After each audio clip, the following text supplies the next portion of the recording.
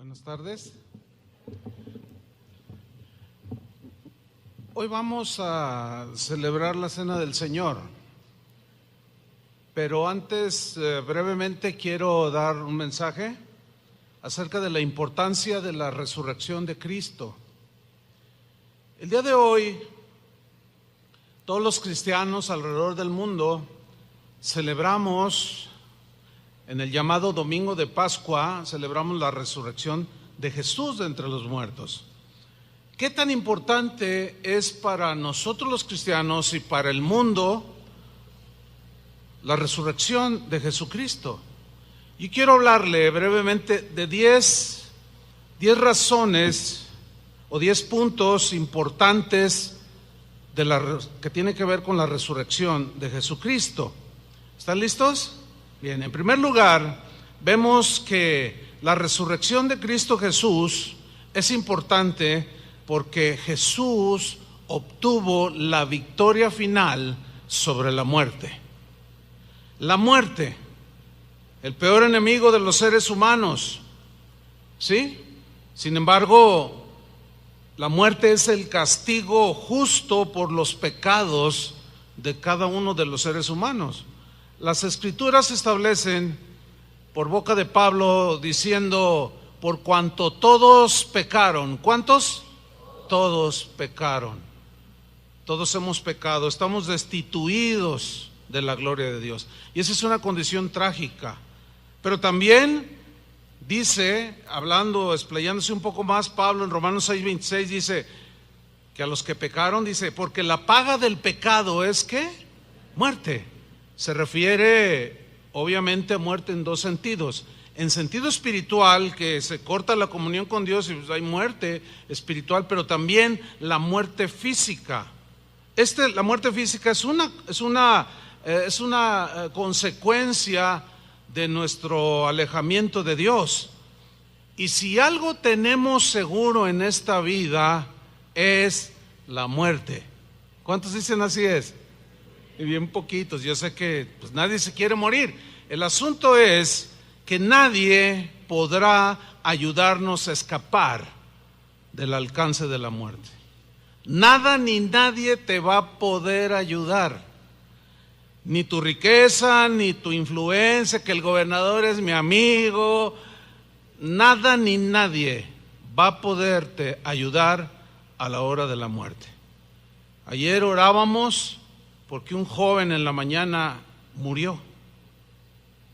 Ayer al final me decía otra persona que se congrega aquí, me decía, pastor, yo conozco una familia que rechazaron a Cristo y una de los miembros de esta familia, pues una joven mujer, siempre se la pasó rechazando a Jesús. Dice, y hace un par de días le dieron un balazo que le entró por aquí y le salió por acá y le traspasó el corazón. Y el médico forense dijo que no se había dado cuenta de la muerte. ¿Por qué? Porque había sido instantánea. Hay gente que dice, yo me voy a esperar 5 minutos antes de morirme para arrepentirme. Pero qué argumento tan más inseguro. Cristo resucitó porque la muerte no podía retenerla. Por tal razón nosotros los cristianos, ¿cuántos son cristianos?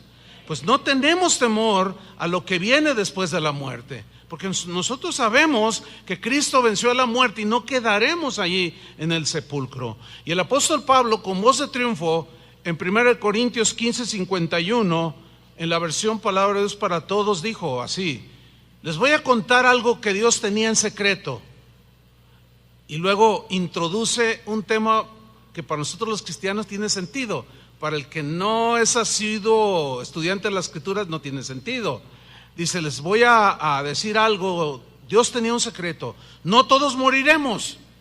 Pastor, pero usted acaba de decir que debemos de morir físicamente. Sí, pero escúcheme con atención, porque aquí Pablo está mencionando se refiere a la venida de Jesús, que va a pasar con los que murieron creyendo en Cristo y los que estemos con vida o los que estén con vida cuando Jesús venga. Entonces Pablo empieza a destapar el misterio y dice: no todos moriremos, pero todos seremos transformados. En un abrir y cerrar de ojos, cuando Cristo vuelva, porque Él prometió volver, ¿se acuerdan? Después de que resucitó, Él ascendió al cielo y dijo: yo vendré por vosotros. ¿Lo estás esperando? Entonces Pablo nos recuerda aquel evento y dice: en un abrir y cerrar de ojos, cuando Cristo vuelva, se oirá el último toque de la trompeta y los muertos volverán a vivir y no morirán jamás. Nosotros, los que creemos en Cristo y todavía estemos vivos, seremos transformados. Si Dios viniera en 5 segundos, los muertos que murieron confiando en Cristo resucitarán, y si nos tocara estar vivos, nuestro cuerpo sufrirá una transformación y según la Biblia será semejante al cuerpo de la gloria suya cuando Él resucitó. Versículo 53: Dios cambiará estos cuerpos nuestros que mueren y se destruyen por cuerpos que vivirán para siempre y nunca serán destruidos. Cuando eso suceda, se cumplirá lo que dice la Biblia: la muerte ha sido destruida. ¿Dónde está su victoria? ¿Dónde está su poder para herirnos? El pecado produce la muerte y existe porque hay una ley, pero gracias a Dios podemos vencerlo por medio de nuestro Señor Jesucristo. Por eso, mis queridos hermanos, manténganse firmes y nunca dejen de trabajar más y más por el Señor, y sepan que todo lo que hacen para Dios, y sepan que nada de lo que hacen para Dios es inútil. O sea, todo tiene una razón. ¿Por qué? Porque viviremos por toda la eternidad, porque la muerte ya fue vencida. Y los que hemos puesto nuestra confianza en el Señor, resucitaremos para estar con Él por toda la eternidad. En segundo lugar, tenemos que por la resurrección de Cristo, nosotros, o cuando un ser humano pone su confianza en Jesús, en ese momento es justificado por Dios. Si no hubiera habido resurrección, no hubiera habido la oportunidad de ser justificados delante de Dios. ¿Qué significa que somos justificados? Vamos a leer Romanos 4:24. Sino también, dice, con respecto a nosotros, a quienes ha de ser contada, esto es, a los que creemos en el que levantó de los muertos a Jesús, es decir, al Padre, Señor nuestro. 25, el cual, o sea Jesús, fue entregado por nuestras transgresiones, pero ahí no quedó en la tumba, y resucitado para nuestra justificación. ¿Qué significa nuestra justificación? Significa que cuando una persona pone su confianza en Cristo para ser salvo, para que sus pecados sean perdonados, en ese momento son borrados sus pecados y delante de Dios ya no hay pecado que el Señor pueda castigar en ti. ¿Por qué? Porque al creer en Jesús, tus pecados han sido perdonados y borrados y ya no se acuerda más de ellos. Por causa de nuestros pecados es que la humanidad está separada de Dios. La Biblia dice que por cuanto éramos por naturaleza hijos de la ira, o sea, depositarios del enojo de Dios por haberle ofendido. Pues sí, cuando Jesús murió en la cruz, Él tomó nuestro castigo. Nosotros merecíamos ese castigo. Y Él lo tomó para que pudiéramos ser justificados delante del Padre. Y esa es una expresión del amor de Dios. Por consiguiente, la resurrección de Jesús confirma que Dios aceptó el sacrificio de su Hijo por nuestros pecados, y eso es lo que ahora nos da acceso con libertad a tener una relación con Dios, el creador del universo, porque Jesús a través de su sacrificio nos abrió un camino vivo, nuevo, y podemos acercarnos confiadamente al trono de la gracia. La gente que no ha puesto su confianza en Dios dicen cosas como: ay, si tú hablas con Dios, y se ríen. Oh, mira, este habla con Dios, dicen. Bueno, ¿hablamos con Dios o no? Claro que sí. De la manera que yo estoy hablando con ustedes, así podemos hablar con Dios. Cuando hace poco una señora se me acercaba, recién convertida, recién había puesto su confianza en Jesús, me dijo: ¿y cómo hago para pedirle al Señor? Así como usted durante 10 minutos me habló, y me habló así con confianza y me pidió el consejo, así vaya con Dios. Dice: ya entendí. Es sencillo. Pero eso solamente se puede hacer cuando somos justificados y podemos entrar directamente con el Padre.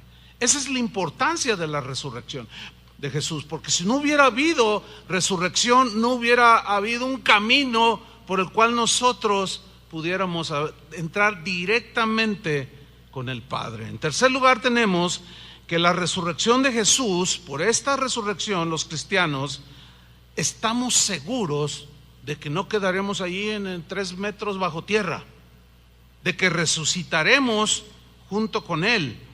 Segunda de Corintios 4:13, Pablo lo dice aquí, dice: pero teniendo el mismo espíritu de fe, conforme a lo que está escrito, creí, por lo cual hablé, nosotros también creemos, por lo cual también hablamos, sabiendo que el que resucitó al Señor Jesús, aquí el verbo saber es importante, dice Pablo, sabiendo que el que resucitó al Señor Jesús, a nosotros también nos resucitará con Jesús y nos presentará juntamente con vosotros. Nos reunirá en aquel día todos los que hemos depositado nuestra confianza en el Señor. ¿Cuántos hay aquí de esos? Eso es importante que nosotros lo sepamos, porque como vamos a ir desarrollando, vamos a ver que esto produce en los cristianos, en nuestro corazón, produce mucha seguridad, mucha paz, tranquilidad. Los cristianos pues somos unidos con Jesús por la fe. Esa fe nos da la seguridad de que viviremos con Cristo por toda la eternidad. Pero esto solo fue posible al vencer Jesús a la muerte.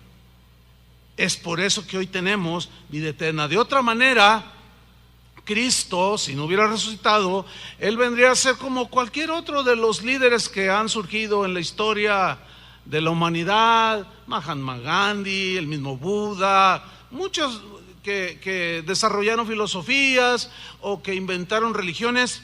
Nuestro Señor Jesús vendría a ser uno más del montón, pero la gran diferencia estriba en la resurrección. Ningún maestro, ningún filósofo, ningún iniciador de ninguna religión se ha atrevido a decir lo que Jesús dijo, hablar de su muerte y que después resucitaría. Si tú vas a la tumba de Mahatma Gandhi, ahí va a estar. Si vas a la tumba de Mahoma o de José Smith, allá en los Estados Unidos, fundador de los mormones, si vas aquí con el fundador de la luz del mundo, ahí está su tumba y con letras de oro. Pero si tú vas a Israel a ver una tumba, te la vas a encontrar vacía. La gran diferencia está en que dice, aquí yace Mahatma Gandhi. Y allá en Israel dice, aquí no hay nadie, aquí no yace nadie, está vivo. ¿Por qué buscáis entre los muertos al que vive? Fue el mensaje de los ángeles a aquellas mujeres. Si está vivo, ¿por qué lo buscas? En cuarto lugar, tenemos que la resurrección de Cristo demuestra la veracidad contundente de las Escrituras. ¿Por qué? Simple y sencillamente porque más de 300 profecías en el Antiguo Testamento que hablaban del Mesías, Jesús el Hijo de Dios, se cumplieron de manera literal. Algunas fueron escritas 800 años antes de que Él naciera, otros más años, otros 400 años, pero más de 300 profecías de manera maravillosa se cumplieron en la vida de Jesús. Solamente voy a citar una porque, pues, imagínense. Voy a citar Salmo 16, versículo 10. Es un salmo que se le llama un salmo profético que se le atribuye a Jesús, con él como hablando a través de la boca de David. En la versión al día dice Salmos 16:10, no dejarás que mi vida termine en un sepulcro, así como todos los que se han muerto y que se lo coman los gusanos. Dice, no dejarás que mi vida termine allí en un sepulcro. No permitirás que sufra corrupción, es decir, que se descomponga el cuerpo y que los gusanos se lo coman. Dice, tu siervo fiel, o sea, se refiere a Jesús.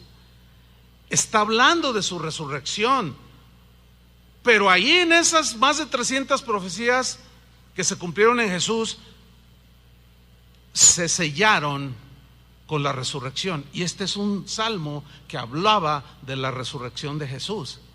En quinto lugar tenemos que la resurrección de Cristo Jesús nos asegura que nada es en vano a los que hemos creído. ¿Cuántos han creído?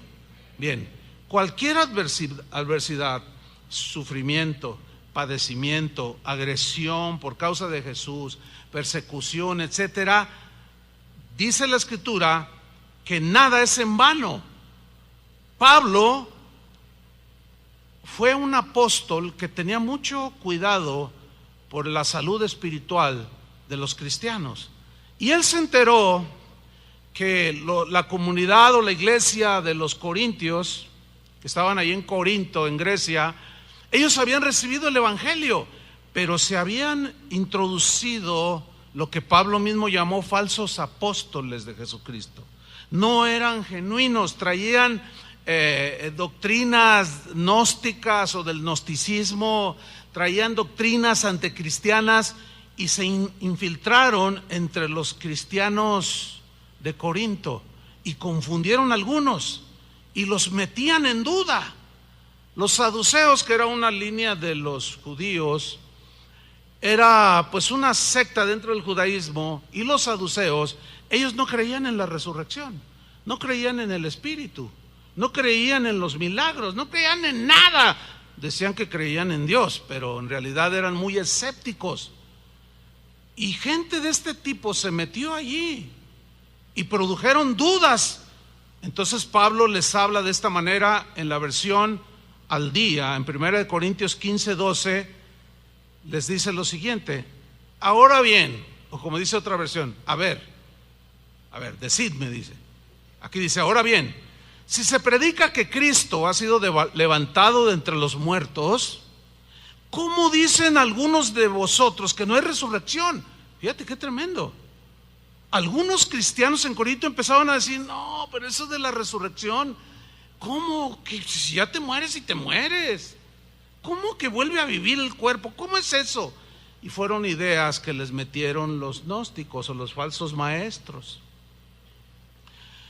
Los gnósticos decían que en realidad Cristo no había resucitado, sino había sido solamente como algo aparente, como cuando Jesús vino, que Dios vino, dice, no, ¿cómo Dios puede venir en un cuerpo malo? Fue una emanación de Dios, o sea, cosas rarísimas. Y se sigue dando en la iglesia del siglo XXI. Y algunos empiezan a dudar. Y más ahora en la era del internet se ponen a ver videos de ateos o de gnósticos que argumentan en contra de la resurrección de Jesús y se burlan con preguntas difíciles de responder, pero no imposibles. Son imposibles algunas respuestas porque hay gente que al no tener suficiente conocimiento pueden ser confundidos. Entonces Pablo les dice, a ver, ¿cómo algunos de vosotros dicen que no hay resurrección? Si no hay resurrección, entonces ni siquiera Cristo ha resucitado. Pues si no hay resurrección, Cristo tampoco resucitó. Versículo 14. Y si Cristo no ha resucitado, nuestra predicación no sirve de nada. Mire, podríamos estar descansando, ¿no es cierto? Pues, oiga, no es tan tarde, apenas así como para estarse levantando, ¿no? Por cierto, en la mañana, pues después de un ajetreo aquí del evento, así medio cansado, dije, pero luego me acordé que soy el pastor y me levanté.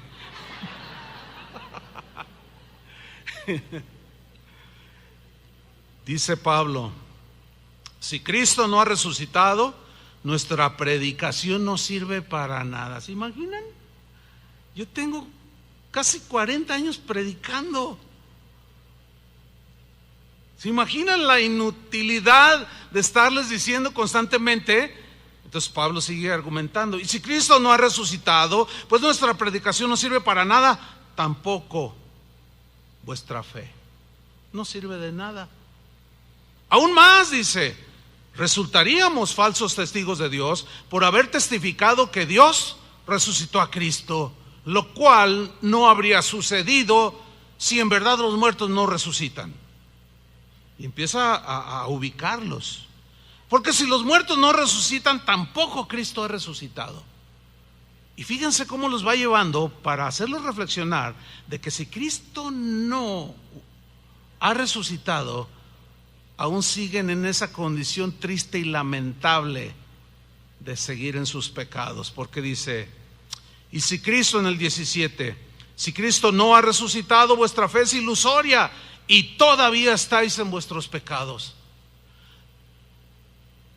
Todavía estáis en tus mentiras, todavía estás en tus adulterios, todavía estás en que le quitaste la vida a aquella persona, todavía estás en todo aquello de lo cual hoy te avergüenzas, si Cristo no hubiera resucitado.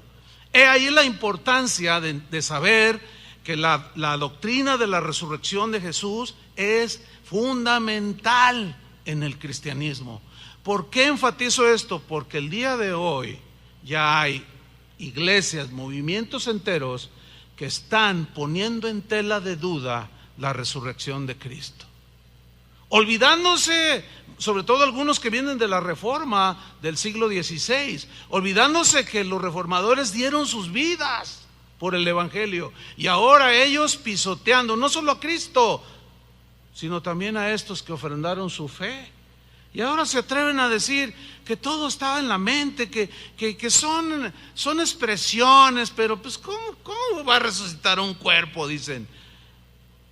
Y ponen en duda a muchos en sus corazones. Y Pablo les dice, pues si así fuera, entonces sigues en tus pecados. Qué triste tu condición. Dice en el versículo 18, pues en este caso también están perdidos los que murieron en Cristo, o murieron creyendo en Cristo. Si la esperanza que tenemos en Cristo, esto lo dice de una manera irónica, fuera solo para esta vida, seríamos los más desdichados, dice otra versión, seríamos los más miserables de todos los mortales. ¿Por qué? Porque estamos creyendo una mentira. Nuestra fe no sirve, nuestra predicación tampoco.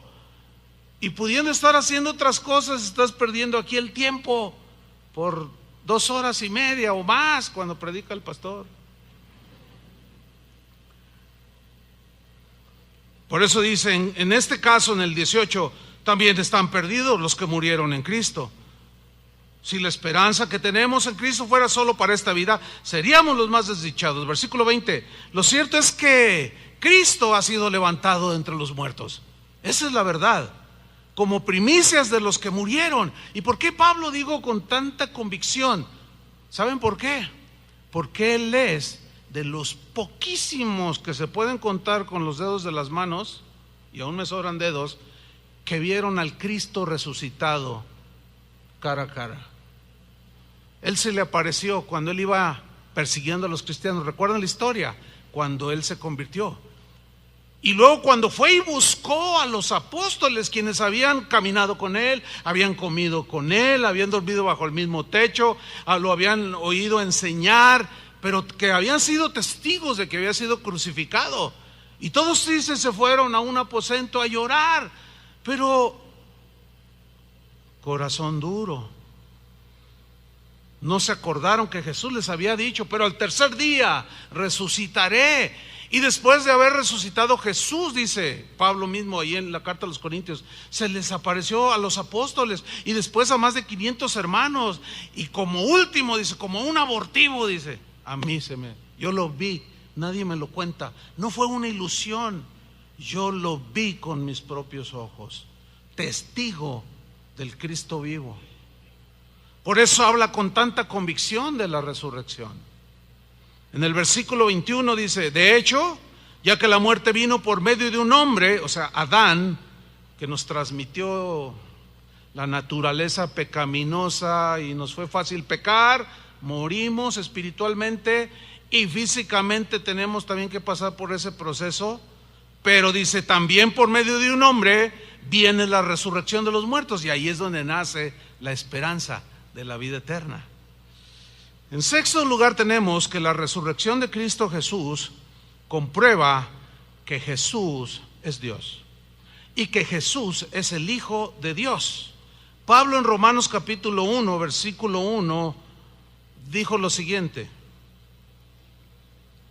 Pablo, siervo de Jesucristo, llamado a ser apóstol, apartado para el evangelio de Dios, que él había prometido antes por sus profetas en las Santas Escrituras. Lo que yo mencioné hace un momento, de 300, más de 300 profecías cumplidas en Jesús, nos muestran que las Escrituras son verdaderas. Esto es lo que está diciendo Pablo aquí acerca de su Hijo, versículo 3, nuestro Señor Jesucristo, que era del linaje de David según la carne, que fue declarado Hijo de Dios con poder, según el Espíritu de santidad. ¿Dónde se vio? ¿En qué acontecimiento se comprobó que Él es Hijo de Dios con poder, según el Espíritu de santidad? Por la resurrección de entre los muertos. Por consiguiente, su resurrección prueba que Él es el único en la historia del mundo que ha resucitado. Él es el Hijo de Dios. ¿Cuántos le dan un aplauso? Él es el que venció a la muerte. Gracias, Señor. En séptimo lugar tenemos que la resurrección de Cristo Jesús nos asegura que habrá un juicio final. Sígame con mucha atención. Voy a repetir: la resurrección de Cristo Jesús nos asegura que habrá un juicio final. Muchos lo niegan, se burlan. Ay, sí, en el día del juicio. Bueno, dicen que el ateo se acaba cuando se muere. Su ateísmo se termina cuando se muere, claro, porque ya va a estar delante de Él. Jesús, en sus propias palabras, nos aseguró que habría una resurrección para vida eterna, pero también una resurrección de los que lo rechazaron, una resurrección de condenación eterna. Dice en Juan capítulo 5, versículo 28, no os maravilléis de esto. O sea, ¿de qué? De lo que va a decir a continuación. Como diciendo, no se maravillen ni se sorprendan de lo que voy a decirles, porque vendrá hora cuando todos los que están en los sepulcros oirán su voz. Los que están en los sepulcros son los muertos, ¿cierto? Pero aquí incluye a los justos y a los injustos, a los que confiaron en Jesús y a los que rechazaron a Jesús. Dice, y los que hicieron lo bueno, o sea, los que confiaron en Jesús, saldrán a resurrección de vida. Mas los que hicieron lo malo saldrán a resurrección de condenación. Y aquí es donde yo quiero que me siga poniendo mucha atención. Si usted aún no ha entregado su corazón a Jesucristo, si hasta el día de hoy usted ha persistido en rechazarlo, quiero decirle algo que usted jamás en su memoria en la eternidad olvidará. ¿Qué es lo que le quiero decir? Que viene un juicio. Si hay alguien, con uno que hay aquí que rechace a Jesús, estas palabras de Jesús deben de producirle inquietud, temor profundo. ¿Por qué? Porque usted tarde o temprano se va a enfrentar a Dios. Y la Biblia dice, horrenda cosa es caer en manos de un Dios vivo. O sea, horrenda cosa será para los que lo rechazaron. Pero lo mismo que dice la Biblia, horrenda cosa es caer en manos de un Dios vivo. Jesús dijo, no teman a los que matan el cuerpo, porque el alma que es inmortal esa no pueden matar, pero teman a aquel que puede echar tu cuerpo en el infierno. Ténganle temor a Él, porque tarde o temprano estarán de pie delante del Creador del universo. Y usted va a enfrentar la ira de Dios y sufrirá una eternidad en el infierno. Eso es lo que dice la Biblia, recibiendo el castigo que merecen sus pecados. ¿Por qué los que pusieron su confianza en Jesús ya no van a ser castigados por sus pecados? Porque precisamente el haber puesto su confianza en Jesús los justificó, les limpió sus pecados y abrazaron el regalo de Dios, que fue Jesús. Pero también dice la Biblia que Dios no quiere la muerte del malo, que Dios no quiere la muerte del impío, dice. ¿Por qué has de morir? Le clama el Señor. ¿Por qué has de morir en tus pecados? Y hace una invitación: arrepiéntete. En una ocasión Jesús se lamentó sobre Jerusalén, la ciudad santa, y dijo: Jerusalén, Jerusalén, que matas a los profetas y a los que te son enviados. ¿Cuántas veces quise juntarte como una gallina junta sus polluelos y no quisiste? Rechazaste. Una y otra vez lo rechazaron. A lo suyo vino y los suyos no lo recibieron, mas a los que le reciben, a los que creen en su nombre, les da potestad de ser llamados sus hijos. ¿Cuántos son hijos del Señor? Yo anhelo que todos los que estemos aquí lo seamos, pero entiendo que entre una multitud numerosa como esta puede haber algunos que no. Pero Dios te está dando esa pauta para que tú, cuando resucites, estés al lado de Jesús. Número 8. Para los cristianos, la resurrección de Jesús produce lo que Pedro dijo que es una esperanza viva. Es algo que solamente el que lo experimenta puede sentirlo. Es difícil explicarlo, pero ustedes, los que han puesto confianza en Jesús, saben a lo que me refiero. Es una convicción interna del corazón que te hace sólido, algo que te dice aquí adentro que Jesús es el Hijo de Dios, que al haber puesto tu confianza en Él, tus pecados han sido perdonados y que ahora tienes una esperanza por la resurrección, una esperanza viva, una esperanza de vida eterna. Y el apóstol Pedro, que fue testigo presencial de su muerte, pero también vio al Cristo resucitado, nos lo dijo de esta manera. Primera de Pedro 1:3 dijo así: bendito el Dios y Padre de nuestro Señor Jesucristo, que según su grande misericordia nos hizo renacer, volver a nacer, volver a vivir, para tener una relación con el Señor. Y nacimos de nuevo. ¿Para qué? Para una esperanza viva.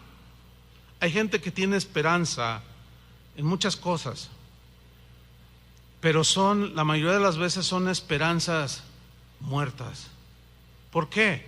Porque alguien por más que lo anhele y lo espere, como por ejemplo el no morirse, es una esperanza muerta. Porque tarde o temprano celebrarán tu funeral. ¿Sí o no? Esa es una esperanza muerta. Pero para nosotros la muerte solamente es un paso más para estar cerca del Señor. Para el que no tiene su confianza en el Señor es una intranquilidad, una inseguridad. Y Pedro dice: bendito el Dios y Padre de nuestro Señor Jesucristo, que según su grande misericordia nos hizo renacer para una esperanza viva. ¿Por qué? ¿Con qué fue sellada esa esperanza? Por la resurrección de Jesucristo de los muertos. ¿Para qué? Para darnos una herencia. Miren, 3 cualidades de esta herencia: incorruptible, no puede corromperse. Aquí en el mundo la ciencia ha definido la segunda ley de la termodinámica, se llama la ley de la entropía, que dice que toda la materia, todo lo existente tiende a corromperse, tiende a degradarse y tiende a desaparecer. Se corrompe. Si no lo crees, mira las fotos de la familia cuando tenía 5 años y mírate ahora en el espejo. Alguien ha dicho que cuando un bebé nace, al otro día ya empezó a envejecer, porque nos vamos degradando, terminando.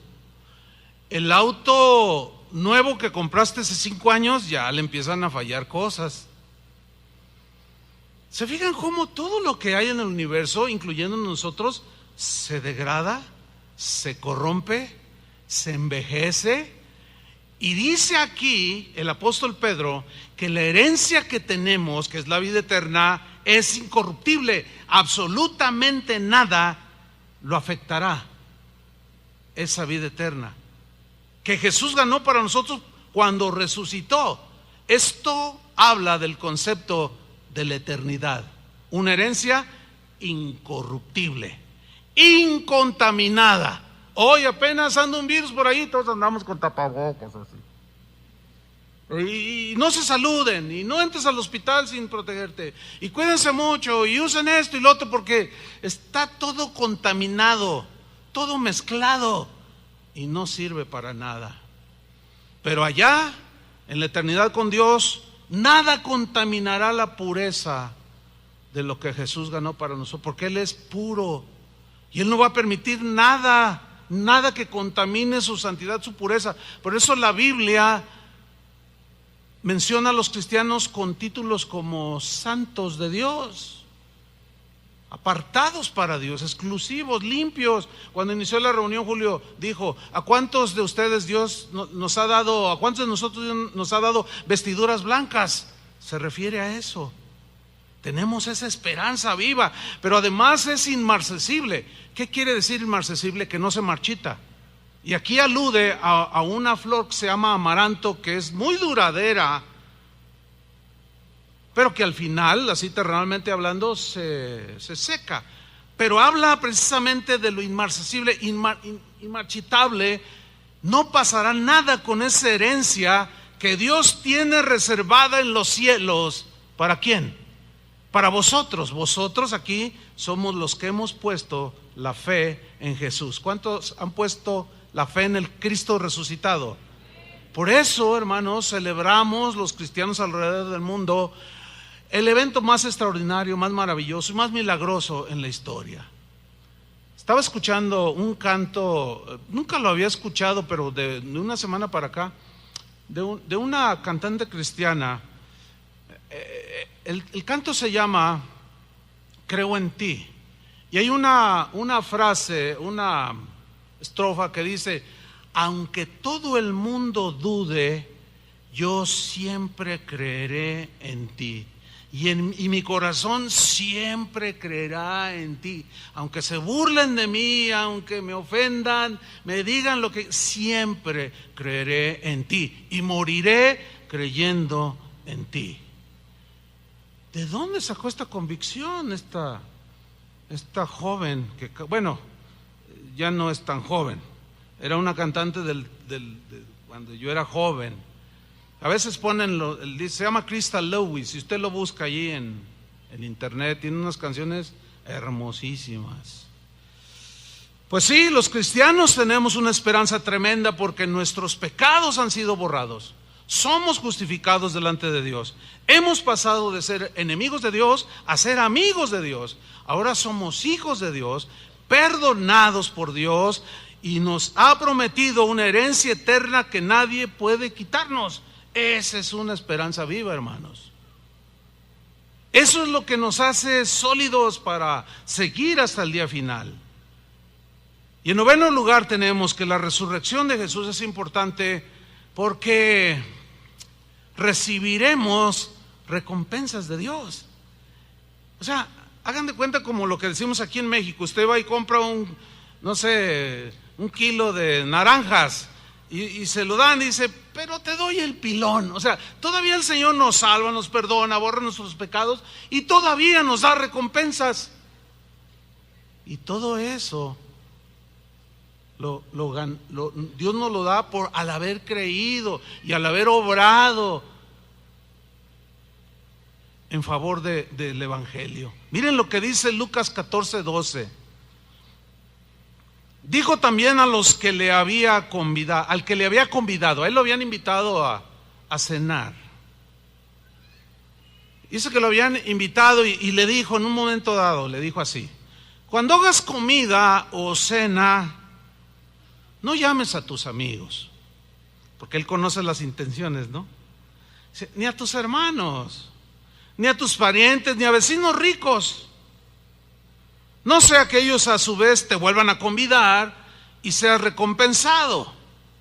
Mas cuando hagas banquete, llama a los pobres, los mancos, los cojos y los ciegos, y serás bienaventurado, dice, porque ellos no te pueden recompensar. ¿Qué actitud tan reprobable es cuando la naturaleza humana, cualquier ser humano, le hace un favor a alguien sabiendo que lo puede recompensar? Y hasta un refrán se ha inventado: hoy por mí, hoy por ti, mañana por mí. O sea, yo te hago el favor, pero sé que tú me lo vas a regresar, ¿no? Esa es una actitud vil. Esa no es una actitud que debemos de tener los cristianos. También hay un dicho que tiene su sabiduría: haz el bien sin mirar a quién. ¿Sí? Y aquí lo que Jesús está enseñándonos es que debemos de tener intenciones correctas cuando hacemos el bien a alguien, así como Él lo hizo. Él no discriminó a nadie.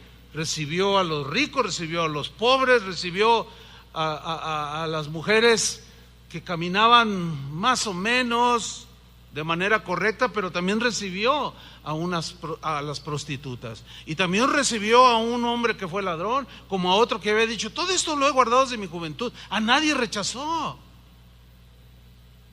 Y Él, el único bien que vino a hacer este mundo es morir por nosotros para darnos vida eterna.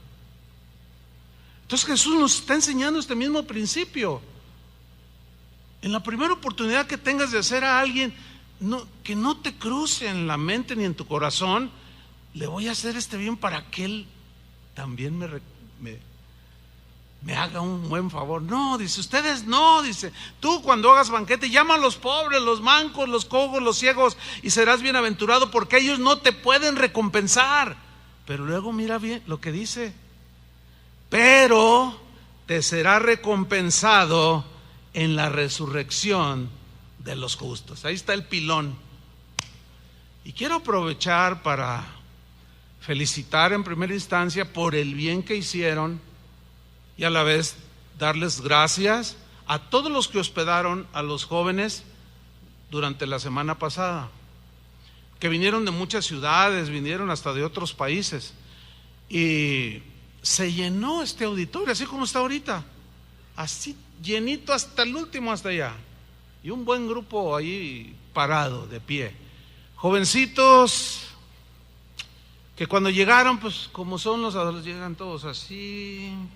Pero luego el Señor empezó a hacer una obra maravillosa. Hubo una de las sesiones donde se hizo un llamado para aquellos jóvenes que no habían entregado su vida a Cristo. Y no sé, bueno, a un cálculo así más o menos, yo calculo unos 200 jóvenes de entre los cientos que había aquí en este auditorio, se pusieron de pie. Usted los hubiera visto llorar entregando su vida a Cristo. Y usted hizo un bien hospedándolos. Ahora, por otro lado, nosotros entendemos que hospedar, bueno, la Biblia en primer lugar nos enseña que el cristiano debe ser hospedador, porque el dar debe ser una actitud del cristiano. Pero también entendemos que no es fácil, porque a veces los hospedados, como en este caso los jóvenes, pues son jóvenes que están creciendo, son jóvenes que están madurando, son inquietos y traviesos. Y entendemos que muy probablemente hayan hecho un par de travesuras. Alguien nos comentaba, pues no con mal corazón, pero sí nos comentaba: ay, por favor, para la otra vez que yo sí quiero hospedar, pero no me manden varoncitos, mándenme a las jovencitas, dice, porque los que me mandaron, dice, ay, Señor, dice, se dormían a las 4 de la mañana y no me dejaban dormir, y estaban haciendo mucho ruido y todo, dice, y escuchando música del mundo. No lo entiendo. No lo entiende hasta después de lo que yo diga. Algunos de ellos no eran cristianos, por eso quizás todavía traían su iPod, le ponían su bocinita y estaban escuchando a Timbiriche. No, esos no son de ese tiempo, ¿verdad? No, qué sé yo no estoy al tanto. Pero sí le quiero decir algo con toda seguridad: usted hizo un bien, y según Jesús le será recompensado en la resurrección de los justos. Así es que felicidades, queridos hermanos, agradecidos con Dios por ustedes por ser hospedadores, y esperamos que sigan hospedando gente. Prometemos organizarnos un poco mejor, pero no dejen de hacerlo, porque toda buena obra que tú hagas no es en vano. Toda buena obra que tú hagas a alguien, tenderle la mano al pobre, darle de comer, de beber, vas con el enfermo, lo visitas, dice, cuanto hicieron, no lo hicieron a ellos, sino lo hicieron a mí lo hicisteis. Y eso, mis queridos hermanos, nos será recompensado en la resurrección de los justos. ¿Cuántos dan gracias por eso? Así es que gracias una vez más, hermanos, que hospedaron, y esperamos que sigan con esa generosidad, porque habrá más eventos. Y el año que viene no sabemos qué vamos a hacer con estos jóvenes. No sabemos qué sucederá, pero ya estaban diciendo: ¿cuándo va a ser el otro? ¿Cuándo va a ser el otro? Porque Dios los visitó. Y en último lugar tenemos que la resurrección de Jesucristo es la única esperanza para todo el mundo. Las primeras 9 que yo mencioné tienen que ver con nosotros, con los que ya ponemos nuestra confianza, pero hay una parte del mundo bastante grande que no tiene esperanza. Se enredan en religiones, se inscriben en clubes esperando tener algo, pero Jesús es la única esperanza. Él es el único que se ha atrevido a decir: yo soy el camino, la verdad y la vida. No hay otra esperanza viva como la esperanza que Jesús nos da. Y hay una historia, son de mis favoritas, debo reconocerlo, aunque toda la Biblia la tengo en el mismo. Quiero decir que cuando leo este capítulo siempre encuentro cosas hermosas. Vamos a leer Juan 11, versículo 11. Se trata de una familia compuesta por 3 hermanos. Se entiende que sus padres ya no vivían. Uno se llamaba Lázaro, Marta y María, ya recordó, ¿verdad? Bueno, Jesús está enseñando un poco lejos de donde vivía esta familia, a la cual él amaba. Y le mandan un recado diciéndole que Lázaro había enfermado gravemente. Entonces Jesús, en el versículo 11, dicho esto, les dijo después: nuestro amigo Lázaro duerme, mas voy para despertarle. Y ahí van todos con Jesús. Dijeron entonces sus discípulos: Señor, si duerme, sanará. Pero Jesús decía esto de la muerte de Lázaro, y ellos pensaron que hablaba del reposar del sueño. Lo mismo sigue sucediendo el día de hoy. Se habla la palabra de Dios, se les dice la voluntad de Dios, y algunos entienden otras cosas. Pero esto es muy propio de la naturaleza humana. Por eso tenemos que estar muy listos y atentos, con el discernidor prendido, para entender qué nos está diciendo Dios, hacia dónde nos está dirigiendo, que no nos arrastre el pecado, etcétera, etcétera. Y entonces ellos dicen, bueno, pensaron muy en lo natural, bueno, si duerme sanará. Pero Jesús, porque ellos habían pensado, no, pues está dormidito, pues al rato va a sanar. Entonces Jesús les dijo claramente, versículo 14, con toda claridad Jesús les dice: Lázaro ha muerto. Si hay algo que la Biblia nunca esconde, es decir las cosas con claridad. Hace un momento yo se los dije con claridad: todo aquel que rechaza a Jesús, según las Escrituras, todo aquel que rechaza al Hijo de Dios, pasará su eternidad en el infierno. Sí, en el infierno. Aunque Dios no creó el infierno para nosotros. Pero si tú persistes en rechazar, si tú eres de los que dices, 5 minutos antes me arrepiento, sí.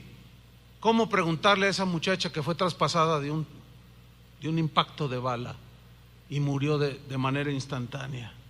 No seamos insensatos. Y actuemos con sensatez, quizás por primera y única vez en la vida, porque no sabe uno cuándo va a rendir cuentas delante del Señor. Entonces, con claridad les dice: Lázaro ha muerto. Versículo 15. Y me alegro por vosotros. Parece contradictorio, pero me alegro por vosotros. Entonces ella así como que, ¿qué está diciendo? De no haber estado allí. Dice, para que creáis. ¿Para que creamos qué? Como que se miraban, y que creamos qué. Mas vamos a Él, dice Jesús. Versículo 16. Aparece uno de los escépticos, de sus discípulos, de los que luchaban así. Aparece Tomás. Dijo entonces Tomás, llamado Dídimo. Sí, el Tomás que después de haber resucitado Cristo y se les aparece a los discípulos, lo miraron y lo adoraron y descargaron toda su tristeza que habían tenido y lo abrazaron y hasta le dieron de comer pescado. Pero Tomás no estaba ahí, andaba todo agüitado allá en la barranca de Oblatos. Y cuando regresa le dicen: Tomás, el Señor ha resucitado. No. ¿Cómo? Los muertos no resucitan. ¿Cuántas veces les dijo Jesús que iba a morir, resucitar? Dice: no, yo hasta no meter mis dedos en sus llagas aquí, mi mano en su costado, hasta entonces voy a creer. Y en eso entra Jesús y le dice: Tomás, ven para acá, mete tus manos aquí.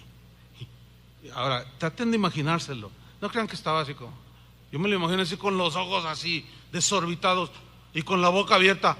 Sí, mete tu dedo aquí. No le atinaba el pobre, tan nervioso que estaba. Y finalmente los toca y dice: ahora mete tu mano en mi costado, donde había sido traspasado por la lanza. Y mete su mano y toca. Y en ese momento cae rendido. Y lo abraza, se entiende que lo abrazó de los pies y le dijo: Señor mío y Dios mío. Y Jesús dice una de las declaraciones más impresionantes para los que posteriormente creerían. Él dijo: tú creíste porque me viste, pero más bienaventurados son los que creen sin haberme visto. Y esos somos nosotros, hermano. Denle un aplauso al Señor. Gracias, Señor. Amén.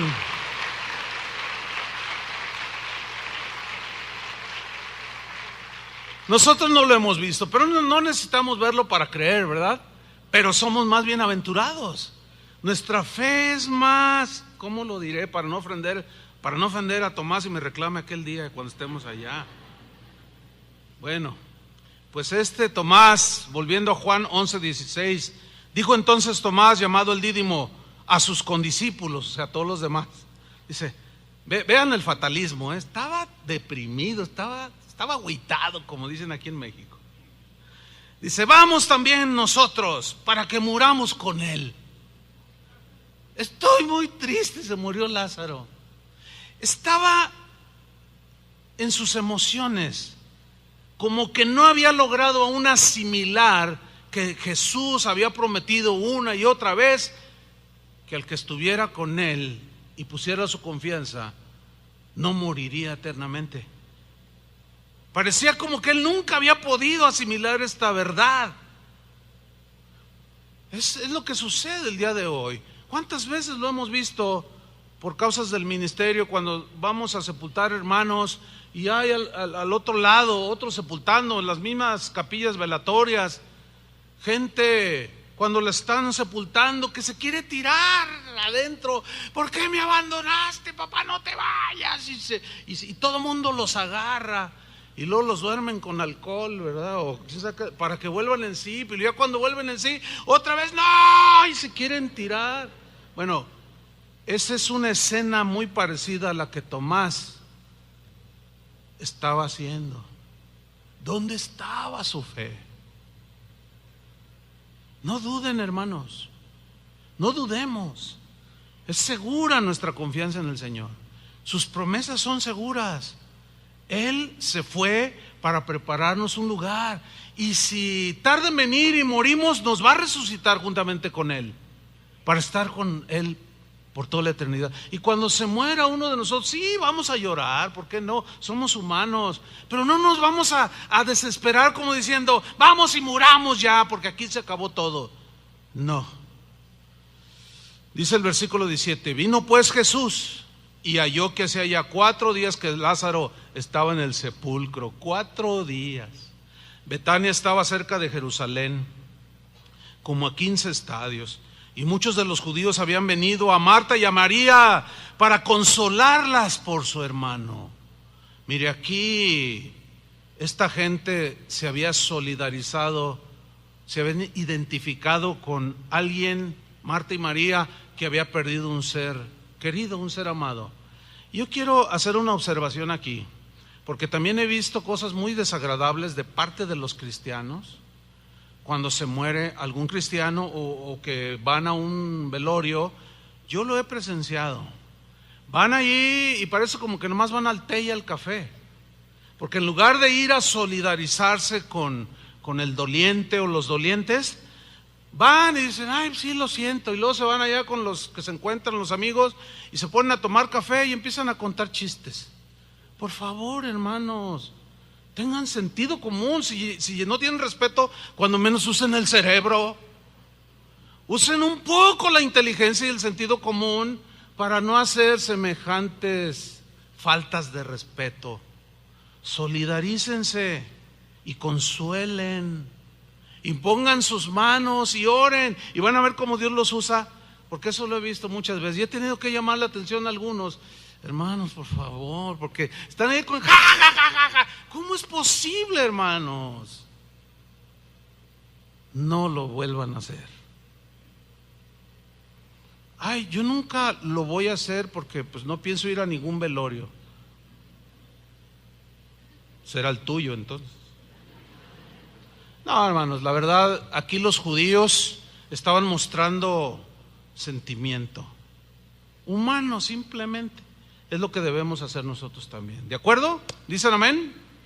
Bueno, ¿qué más sucedió? Dice el versículo 20, entonces Marta, cuando oyó que Jesús venía, salió a encontrarle, pero María se quedó en casa. ¿Se acuerdan aquel episodio cuando llegó Jesús allí a esa misma casa, y María se postró y se puso ahí y miraba a Jesús y lo oía, y ay, qué bonito? Y Marta llegó con el plumero y la escoba. Ay, Señor, mira nomás esta, regáñala que no tiene cuidado y hay muchas cosas, mucho trabajo. Y Jesús le respondió, Marta, Marta, afanada y turbada estás con tantas cosas. María escogió la buena parte, y tú, mira nada más, nunca, ni siquiera me lavaste, nada has hecho por mí. Pero aquí, qué interesante, ¿no? Se cambian los papeles. Dice que cuando oyó que Jesús venía, corrió, dice, salió a encontrarlo. Pero Marta se quedó en su casa, toda triste, agüitada. Y oyó también que Jesús venía, para que vean cómo son cambiantes nuestras emociones. ¿Sí? Pero Jesús es todo paciencia. Pero entonces Marta le dijo a Jesús, versículo 21, Señor, y vemos que sí tenía fe, vemos que sí creía, porque miren lo que le dijo, si hubieses estado aquí, mi hermano no habría muerto. Mas ahora sé, ahora que todo lo que pidas a Dios, Dios te lo dará. Yo quiero imaginarme esta escena como mirándolo fijamente a sus ojos y decirle, pero yo sé que si tú pides algo fuera de lo común, algo así como, no sé, Dios te lo va a dar. Como que da a entender este pasaje que ella dentro de su ser quería o entendió que Jesús iba a hacer un milagro extraordinario, porque le dice: pero sé ahora que todo lo que pides a Dios te lo dará. Jesús le dijo: tu hermano resucitará. Imagínense, tu hermano resucitará. Y luego Marta le dijo en el 24: yo sé, ven que sí tenía fe, era afanada y turbada, pero sí era una persona de fe. Yo sé que resucitará en la resurrección de los justos. En el día postrero, le dijo Jesús: yo soy la resurrección y la vida. El que cree en mí, aunque esté muerto, seguramente señaló la tumba de Lázaro, vivirá. Y todo aquel que vive y cree en mí no morirá eternamente. ¿Crees esto? ¿Crees esto? Le dijo. Bueno, estoy narrando de que Jesús le dijo a Marta, pero ahorita vamos a hacer la aplicación. ¿Crees esto? Le dijo. Sí, Señor, yo he creído que tú eres el Cristo, el Hijo de Dios, que ha venido al mundo.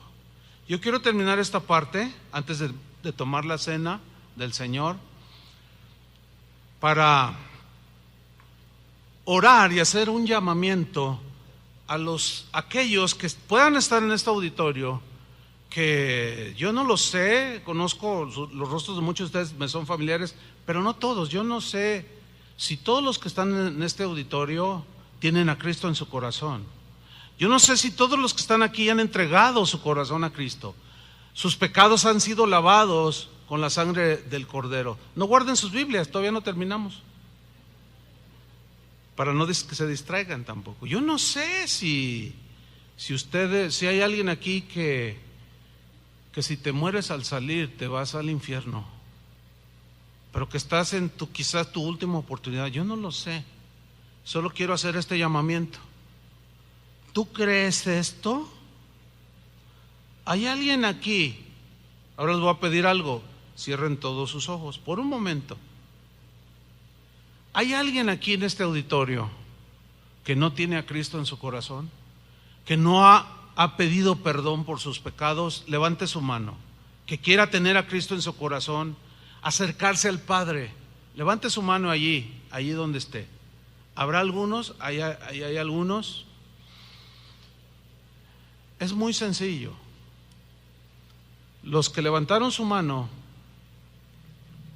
quiero decirles algo. Una vez Jesús dijo que cuando un pecador se arrepiente de sus pecados, Él dijo: hay fiesta allá en el cielo. Los ángeles de Dios, los ángeles que están con el Padre, se regocijan, y dio a entender que hay gritos de júbilo, hay hasta danzas, muy probablemente, casi seguro, de la alegría que produce en el cielo cuando un pecador se arrepiente y se entrega a Cristo. Bueno, ayer y hoy en la mañana hubo gente que entregó su corazón a Cristo, y hay un fiestón ahorita allá en el cielo. Pero vamos a alegrar más aún el corazón del Padre, y los ángeles se regocijen más, porque esos que levantaron su mano, les vamos a pedir que se pongan de pie.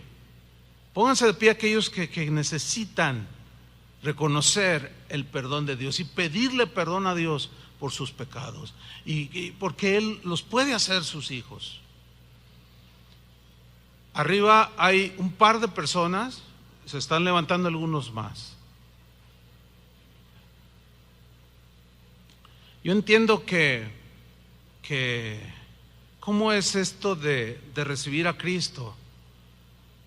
No quiero tomar mucho tiempo, nada más quiero decirles a los que están de pie que lo hagan de manera rotunda y sincera. Que le digan al Señor: Señor, perdóname, borra mis pecados, reconozco que soy un pecador, anhelo no estar en el infierno, me anhelo de aquí en adelante, quiero estar contigo, Señor. Hay algunos de pie. ¿Qué vamos a hacer? Los demás que están sentados, levanten su rostro ahora, abran sus ojos, miren a su alrededor. Allí hay algunos de pie. ¿Ya los vio? Bueno, acérquese con ellos, ponga sus manos y oremos. Los demás extiendan sus manos, pueden ponerse de pie o como gusten, pero vamos a orar porque este es un tiempo muy importante. Nada más recuerda cuando tú entregaste tu vida a Cristo. Oremos. Padre, en el nombre de Jesucristo, sabemos que tú eres el único que puede ver las intenciones del corazón, la sinceridad del corazón. Tú haces un llamamiento, Señor, a través de la predicación del Evangelio. Y este llamamiento es que si crees de todo corazón que Dios levantó de los muertos a Jesús, serás salvo. Si tú crees que Jesús, el que murió en la cruz, puede limpiar tus pecados, en este momento dile: Señor, yo creo que tu sangre limpie todos mis pecados, borre todos mis pecados. Tú eres el único, Señor, que puede hacernos hijos tuyos. Tú eres el único que puede engendrar hijos espirituales. Tú eres el único que puede dar vida espiritual a los que están en muerte espiritual. Ahí, en esa muerte espiritual, ha retumbado la voz de Jesús en estas personas. Así como cuando Jesús le dijo a Lázaro: Lázaro, sal fuera, y él salió vivo. Así ahora vivan para Dios. Gracias, Señor, por tu misericordia y tu bondad. Gracias, Señor, por tomar y adoptar más seres humanos como tus hijos, Señor. Gracias por el perdón, pero todo fue sellado a través de tu resurrección, y nosotros creemos, Señor, que tu resurrección, tu muerte y resurrección son ahora el fundamento de nuestras vidas. En el nombre de Jesús, Señor, que los ángeles del cielo se regocijen y el Padre celestial se goce y vea el fruto de la aflicción de Jesús. Su sacrificio sigue dando fruto de salvación 2000 años después. Agradecidos contigo, Señor. Dale un abrazo a esa persona que recibió a Cristo.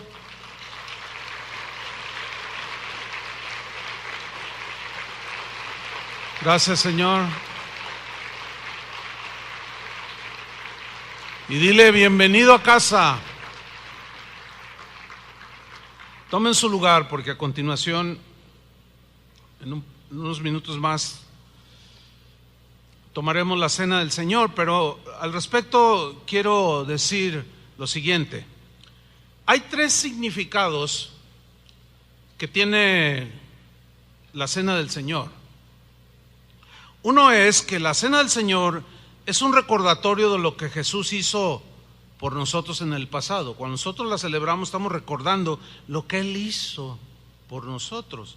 En segundo lugar, tenemos que la cena del Señor es un memorial, un recordatorio de que ahora tenemos una relación con Jesús, y por consiguiente nos trasladó a la misma presencia del Padre. Pero a la vez ahora nuestra relación con nuestro prójimo debe ser diferente. Ya no robarle, ya no agredirle, ya no asesinarlo, ya no calumniarlo, ya no herir al prójimo que está hecho a imagen y semejanza del Señor, y mucho menos entre nosotros los cristianos. Y en tercer lugar, tenemos que cuando celebramos la cena del Señor estamos recordando el futuro que nos espera a los que hemos puesto nuestra confianza en el Señor.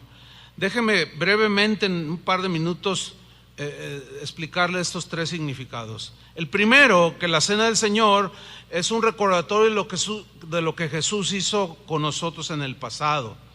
Y debemos de retornarnos a aquella tarde, noche, cuando Jesús estaba con sus discípulos cenando el Cordero de la Pascua, y Él de pronto, dice en Lucas 22:19, tomó el pan y dio gracias y lo partió.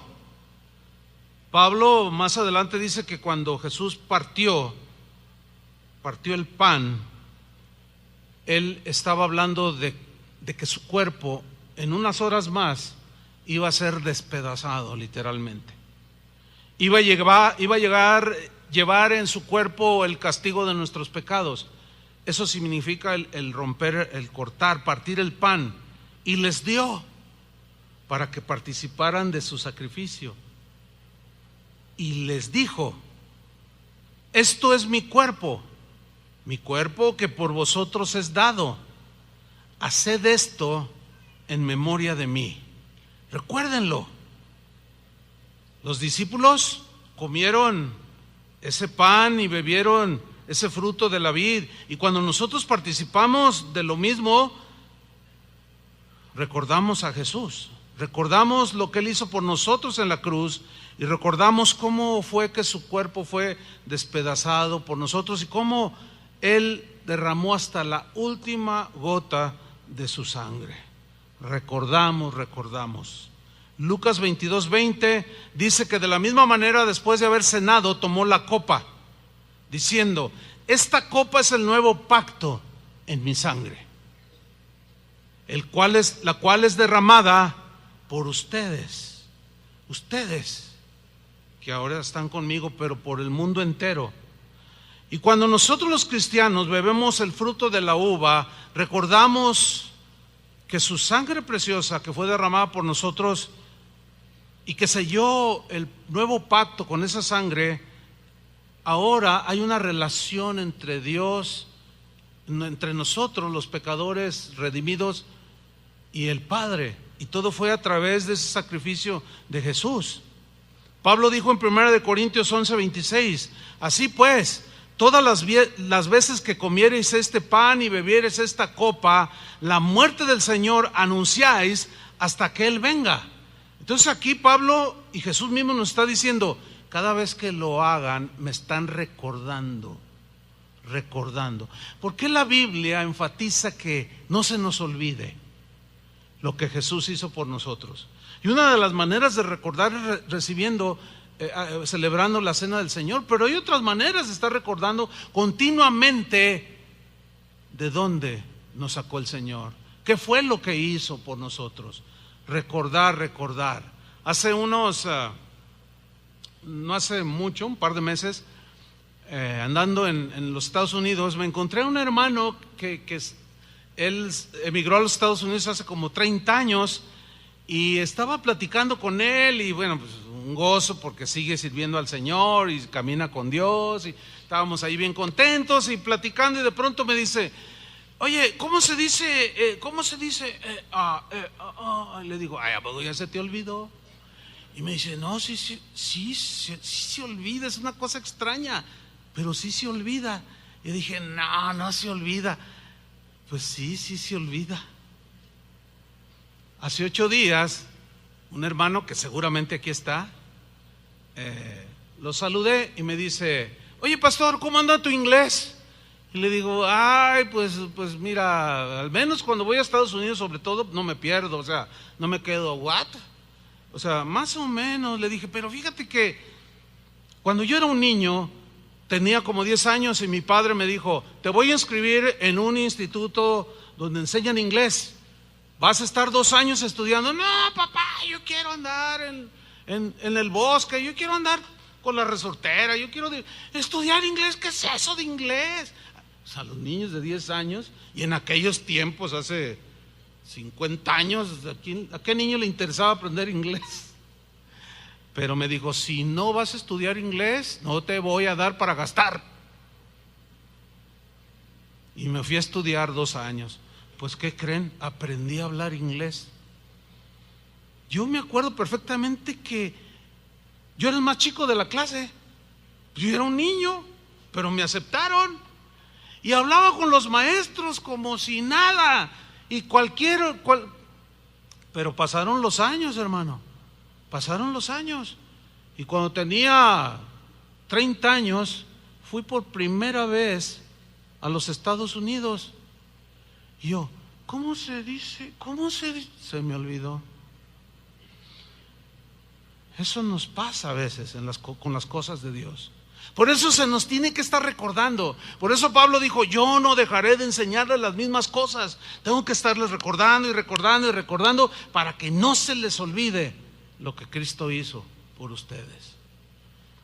Por eso es que la manera más sublime de recordarlo es cuando celebramos la cena del Señor. Háganlo, dijo, y acuérdense de mí, lo que yo hice. En segundo lugar, tenemos que la cena del Señor es un recordatorio de que ahora tenemos una relación con el Padre a través de Jesús, pero también con los demás seres humanos, pero de manera especial con los cristianos. La cena del Señor representa nuestra relación con Jesús, pero también con los demás que han creído.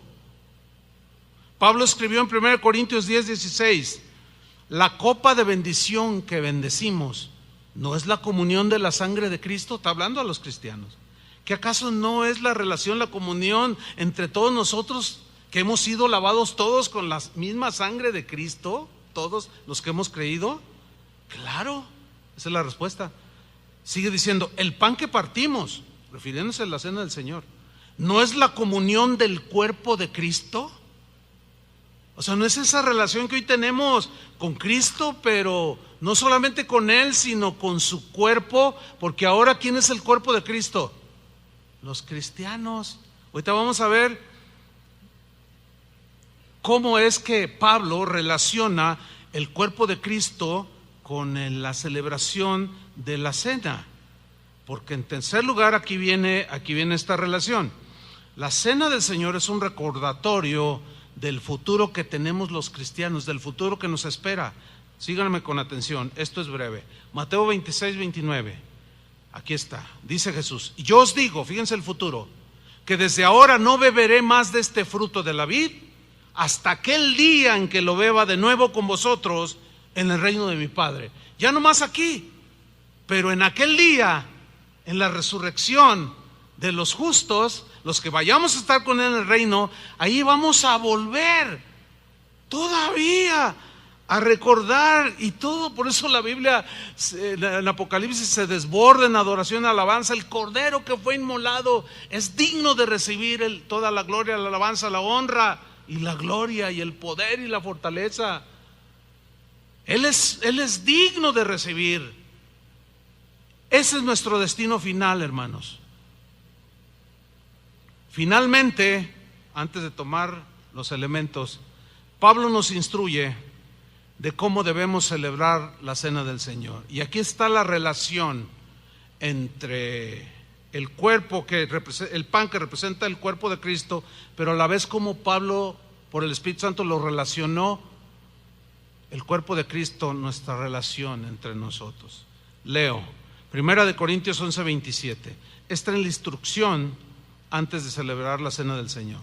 De manera que cualquiera que comiere este pan o bebiere esta copa del Señor indignamente. ¿Qué significa comer y beber indignamente? Con cosas en el corazón, con pecado en el corazón. ¿Sí? En todos los sentidos. Si todo aquel que coma y beba de la copa del Señor indignamente será culpado del cuerpo y de la sangre del Señor.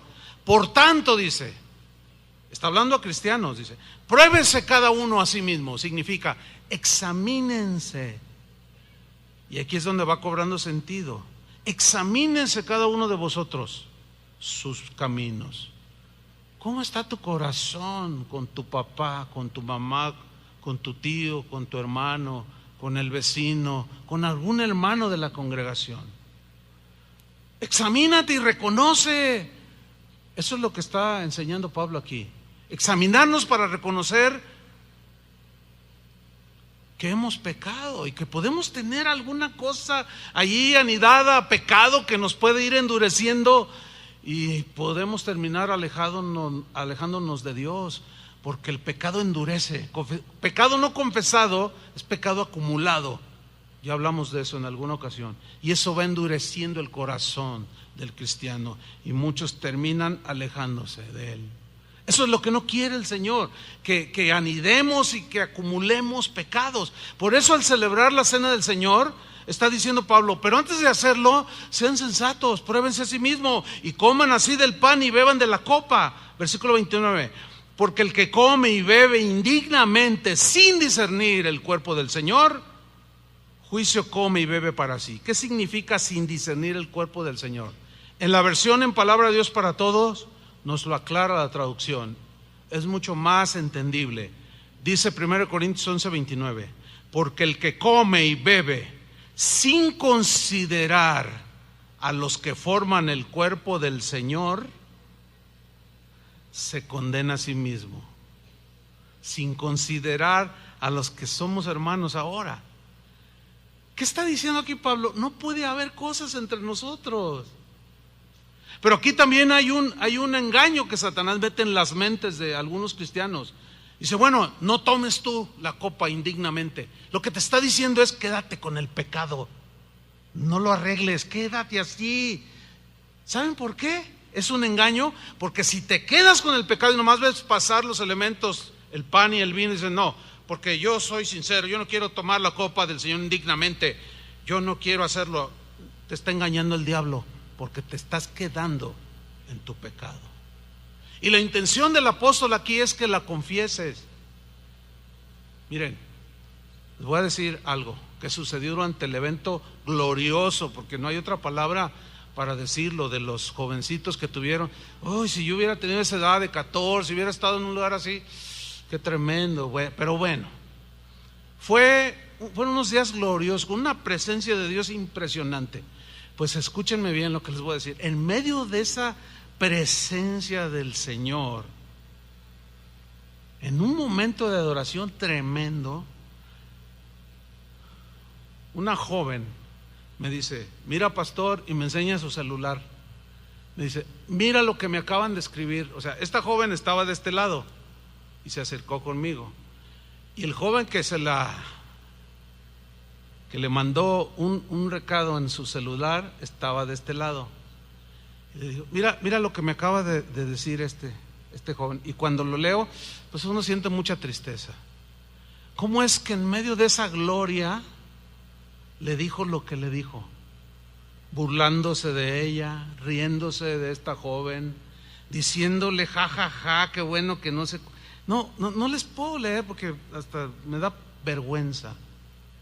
Bueno, si ese joven está aquí porque es de casa de oración, solo tiene dos cosas que hacer: examinarse, y Dios quiera que te arrepientas, joven. ¿Sí? Pero si tú eres de los que se justifica, dices, no, pues es que ella me hizo, y comes de la cena, estás comiendo juicio. Y tampoco queremos eso, ¿verdad que no?